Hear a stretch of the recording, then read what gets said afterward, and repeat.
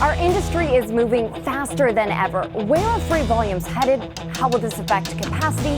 And of course, what's the newest technology that can benefit your business? Those questions and many more will be answered at the industry's hottest freight tech conference this November in Chicago.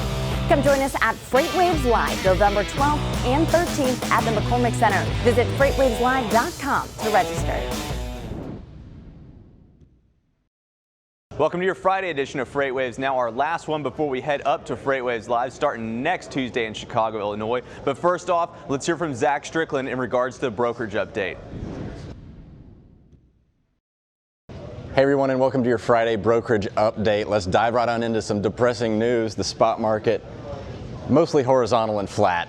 Things are not moving very fast right here, right now. Early November, though, we don't expect that much out of it, but we do anticipate over the coming weeks to see a little bit more increased activity. The outbound tender rejection index coming down off its October moment that it had, with a few little minor disruptions in the Northwest and Midwest.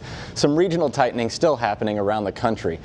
Next up, we've got our volatility chart behind us. So this is going to show us what markets we need to pay attention to across the country that are going to be the tightest around the country. The opportunities to cover your loads on your managed transportation side, also the ones that are going to have the areas where you're going to see increased rate pressure. So Norfolk, Virginia, Richmond, Virginia, these are important areas in terms of the port activity right there. This is where a lot of freight has been brought into the country due to the trade war concerns and all that kind of stuff. They get pulled in, sit in warehouses for a while, and now we're starting to see some increased activity. Norfolk and Richmond, as well as Stockton, San Francisco. Again, similar trend lines. Let's take a deeper look into what we see in this Norfolk market. So volumes and tender rejections both increasing out of Norfolk right now. Make sure to get out there if you do have an account sitting out there. It's more than likely a warehouse or a DC that needs to get the retail activity or the retail shipments going into the stores right before Thanksgiving.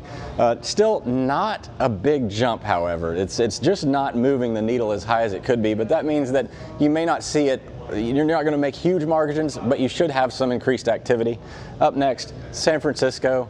Mostly San Francisco's volatility. I wanted to point out something a little different here.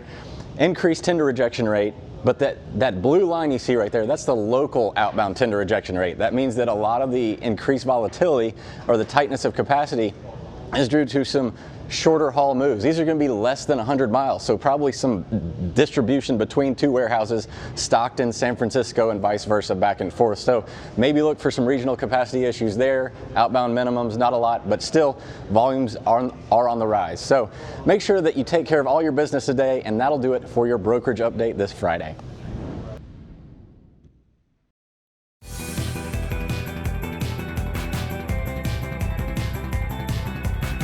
Welcome to your Friday edition of the Carrier Update, sponsored by Powerfleet. My name is Kyle Cunningham. Thanks so much for sticking around this week and joining me. I'm so excited because we can close out the week with some really good news. That's the fact that the outbound tender volume index for the USA has stopped its slide down and finally turned back around, heading back up to 96.94. Now, maybe this is just some good news to push us on the road up to Chicago for FreightWaves Live, but regardless, love to see these volumes head back up. This is the start of the Christmas push. So as it came down, getting a bit soft. You can see this right here, yellow line, last year's levels starting to follow the same trajectory. So something you love to see, something we don't love to see in the same pattern is the outbound tender rejects for the USA. So those contracted freight tenders being rejected. Blue Mountain yet again outbound tender volume. You can see as this was trending down, outbound rejection started trending down because the carrier said, I'll take what I can get. So as this continues to slide down, we hope to see that one turn back around. Currently sitting at 5.08%.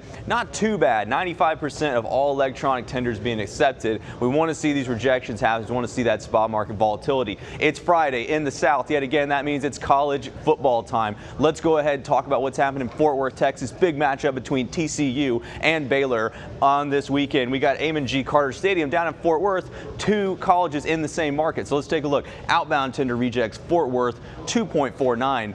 A lot of capacity in that market. Nothing that exciting going on. Outbound volume, Stadium, big trend down after being way up. So Fort Worth, you might find better options in Dallas. You might even want to go ahead and head on over to Arkansas, but Baylor, this is all day Baylor taking this one. Now the game of the year, Alabama versus LSU. So taking it down to Bryant-Denny Stadium in Alabama. In New Orleans, 5% outbound rejection, so pretty much trending close to national.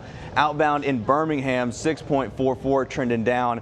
I got Alabama on this one as well. Let's take it over to where we're going to be in Sanford Stadium, Athens, Georgia, Mizzou, Georgia. We've got Atlanta, Georgia here, 3.35 drivers, carriers. You know Atlanta's soft right now. That's no mistake. Over in Jefferson City, Missouri, home of Mizzou, 9.13. A lot more favorable for carriers out there. But as it stands, looking like Georgia going to take this one. Hey, it's time for us to take our move up from Chattanooga to Chicago. Outbound tender rejects from Chattanooga to Chicago, 6.42%. Not bad for a specific lane. I'm not rejecting any outbound. I'm headed up to FreightWaves Live on Sunday, and outbound lead time for me is only 2 days. Thanks so much for watching this week, and we'll see you in Chicago live Monday morning. Take care.